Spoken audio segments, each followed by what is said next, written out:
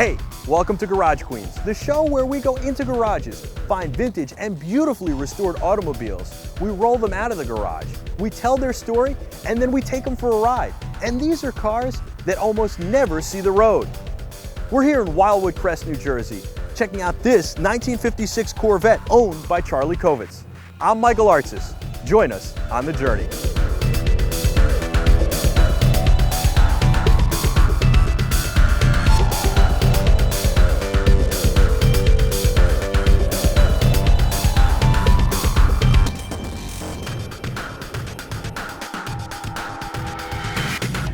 Driving the car is absolutely pure ecstasy when you're going down the highway and it's purring and you hear the top rattling and everyone is waving at you. It's unbelievable.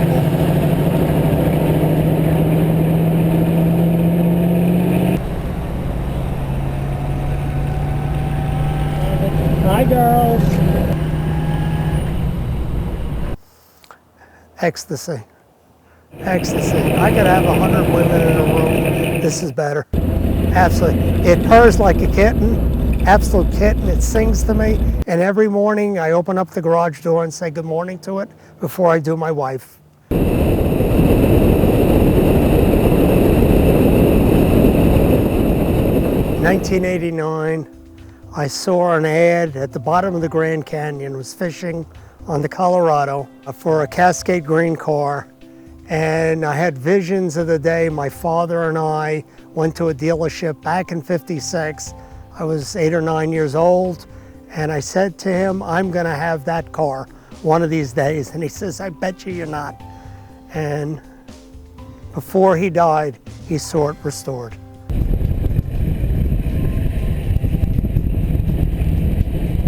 I think it's a very comfortable car. It's certainly a lot of fun. You feel great in it.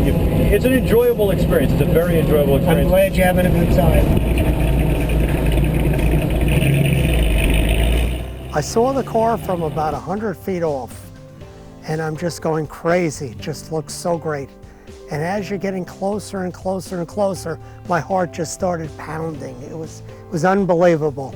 And then I got close to it and said, oh my God, what am I gonna get myself into? The top was all ripped. The body didn't look great. Everything was sagging on it, but it was all there. And that's how it all began. Oh, I wanna let it out. At least only allowed 25 miles an hour down here. It's terrible. Well, driving back from Pittsburgh where I bought the car, no top, 32 degrees, 4 inches of snow, and I put about 8 t-shirts on. I was heavily tanned. I'm tooling down the Pennsylvania Turnpike, and all of a sudden, bearing noise, smoke, the motor blew up. So what are you gonna do in the middle of the winter, middle of Pittsburgh, and everyone's going by me, waving, hi, how are you? Beautiful car.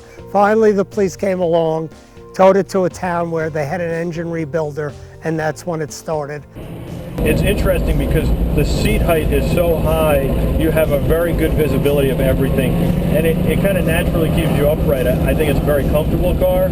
It's certainly a lot of fun. I've driven 190 SL Mercedes, but I think that this is more fun, and it's more American, which I think helps make it fun. This represents the 50s. It's a lot cruder. Yeah. You're driving this thing. You feel every bump. Went through a 5-year restoration on the car. We actually took the body off. Every nut and bolt came off the car. Every nut and bolt was replated. And whatever we didn't have, we found and put it on the car. The body is fiberglass and it has a gel coating on it. And to do the car right, it has to be taken down to bare fiberglass, and you really have to dig deep, prepare everything. That takes the longest. That's probably the most expensive part, and it's done while the body is off the frame on the car.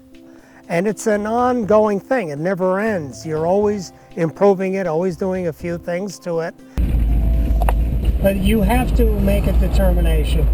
Either you show a car really full time and keep it concord, or you show it in local shows and ruin the car.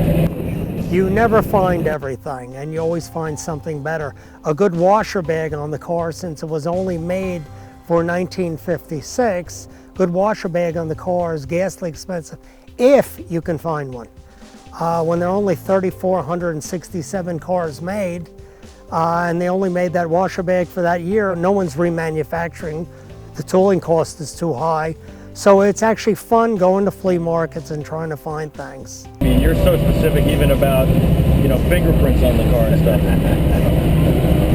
Keep your hands off my car. It's funny, my wife has never been in this car. At all? At all. I usually keep socks on the steering wheel and the foot pedals. Approximately 300 were made in the color. It's called Cascade Green, Shoreline Beige interior. I have to adjust the clutch on this. I mean, this thing is constant work, is it not?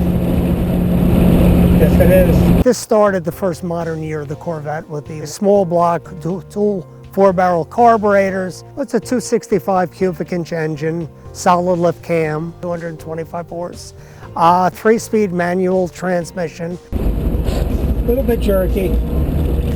Part of the charm. And it's the true beginning of the true sports car and the powerful Corvette. The car could do 0 to 60 in around 7 seconds. That's 1956 with a carbureted small block engine.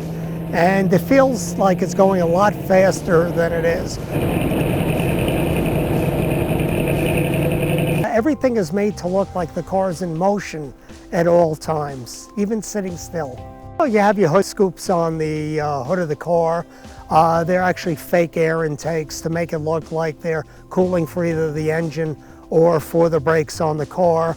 You have your little air intake on the hood there, that's your air conditioning system, and your flow-through ventilation on the car. By the way, also this is the first year for roll-up windows. Before this year, car never had roll-up windows. I know you've had this car a while, but you have a remarkable control of the vehicle. I've only done a little over 1,000 miles in 22 years on it. Unbelievable. So this really is not only a treat for us, but this is a treat for you as well. Going right, getting out and using it. The front grille to me shows aggression. Those 13 teeth coming at you, like this car is going to eat you up. It feels like it's going a lot faster than it is. With the noise, you're low to the ground, windows open, air breathing through the whole cockpit. It's coming at you. Double clutch it, put it down, listen to that. That's beautiful. Match the revs nicely, for a nice little downshift. No bump at all. You can see I'm excited. Every time you get in it, you just smile from head to toe. You get not only enjoyment driving it, but letting other people share it. Share the joy you have with it. It definitely attracts a lot of attention. That's what I feed off of. A lot of the enjoyment is, again, sharing it with people at shows. They want to know what it's all about, how many were made. They want to know if they can get a ride in the car. And it takes you back to a simpler time. Much simpler time. Whatever I've owned, and I've owned everything, even new Corvette. This is the greatest joy on this earth. I certainly hope you enjoyed going for a ride in this beautiful 1956 Corvette. We got to thank Charlie for all his hospitality and for taking us for a ride. Those stories certainly were great. We hope you enjoyed watching this episode of Garage Queens. Thanks for joining us. I'm Michael Artis. Until next time, be terrific.